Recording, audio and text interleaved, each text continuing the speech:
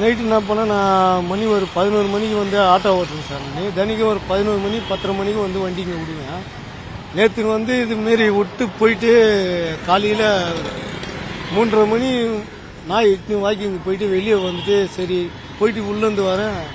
ஒரு 9 பசங்க ஆனால் யாருன்னே தெரில. அது ஃபுல்லாக வந்து சுற்றி ஃபுல்லாக கத்தியை வச்சுக்கின்னு ஃப்ரண்ட்டில் ஆட்டோ கண்ணாடி, முன்னாடி ஆட்டோ பேக் சைடு ஆட்டோ கண்ணாடி 2 கண்ணாடி வந்து அச்சு குஞ்சுலாம் வச்சாங்க. ஆனால் வச்சு யாருன்னே தெரில, இதுவரை யாரும் கண்டுபிடிக்கல.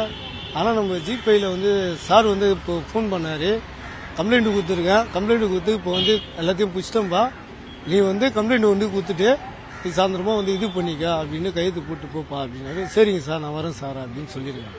என்ன நடந்துச்சு?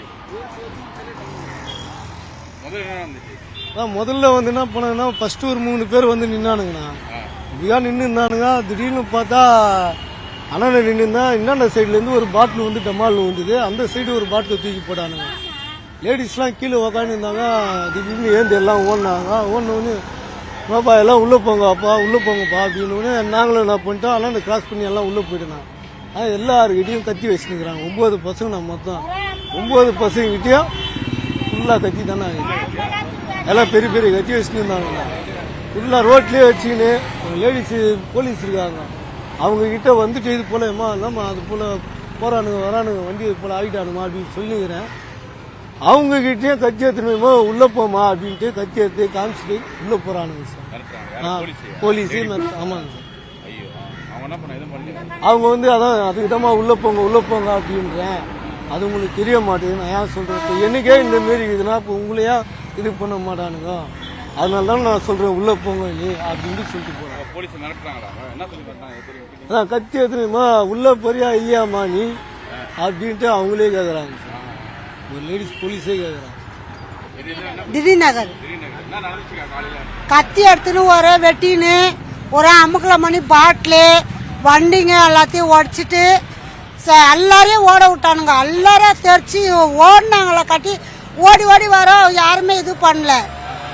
ஆமாம் எல்லாம் பெரிய கத்தி சின்ன கத்தி எல்லாமே ரொம்ப பயமாக இருந்தது. ஏன்னு தான் குரல் கொடுத்தானுங்க. குரல் கொடுத்துட்டு எப்படி ஓடினானுங்க தெரியுமா?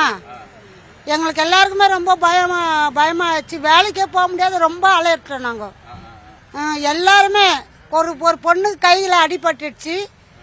எல்லாமே ரொம்ப பயந்துட்டோம் நாங்கெல்லாம். தரையிலெல்லாம் வச்சு மனுஷாளுங்களை மிரட்டின்னு போனாங்க எல்லாரும்.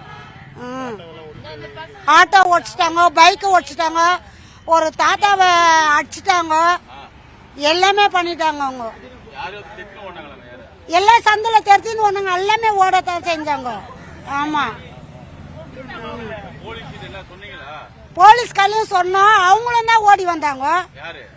எல்லாம் நம்ம இது பாறை பார்த்தணுங்க எல்லாமே தான் ஓடி வந்தாங்க. அவங்களும் தான் எங்க பின்னாடி ஓடி வந்தாங்க.